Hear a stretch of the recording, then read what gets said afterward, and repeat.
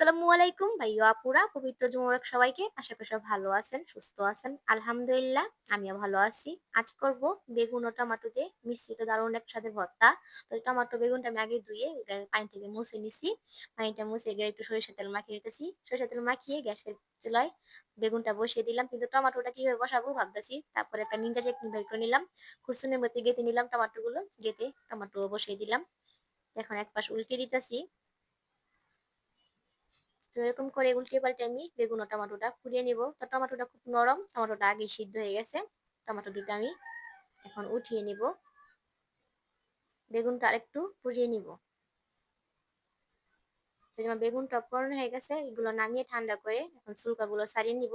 পানিতে ভিজিয়ে চুলকাগুলো ছাড়াবো না, তাহলে ভর্তাটা বানালে কি পানিসা পানিসা হয়ে যায় ভর্তাটা, আর যে একটা পুরা পুরা ফ্লেভার সেটা আর থাকে না।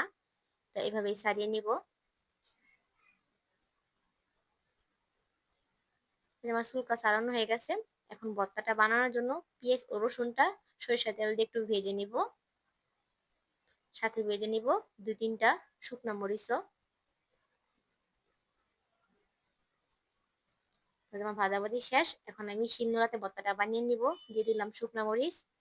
শুকনা মরিচ দিয়ে লবণ দিয়ে মরিচটা চুড়ে নিব। আমরা বাঙালিরা একটু ভর্তাটা হয়তো বেশি পছন্দ করি। বেশিরভাগ বাঙালি ভর্তাটা পছন্দ করে, তার মধ্যে আমিও একজন। আমারও ভর্তাটা অনেক পছন্দ। তাও যদি আবার হয় এরকম পুড়িয়ে ভর্তা, তার তো তুলনায় হয় না। এরকম পুরানো ভর্তা বানিয়ে তারপর গরম ভাত খেতে কিন্তু মজাই আলাদা। তো এই যে আমি বেগুনটা দিয়ে ভালো করে মিশিয়ে নিতেছি, বেগুন ও টমেটোটা। এখন দিয়ে দিব কিছুটা ধনিয়া পাতা ও সরিষার তেল।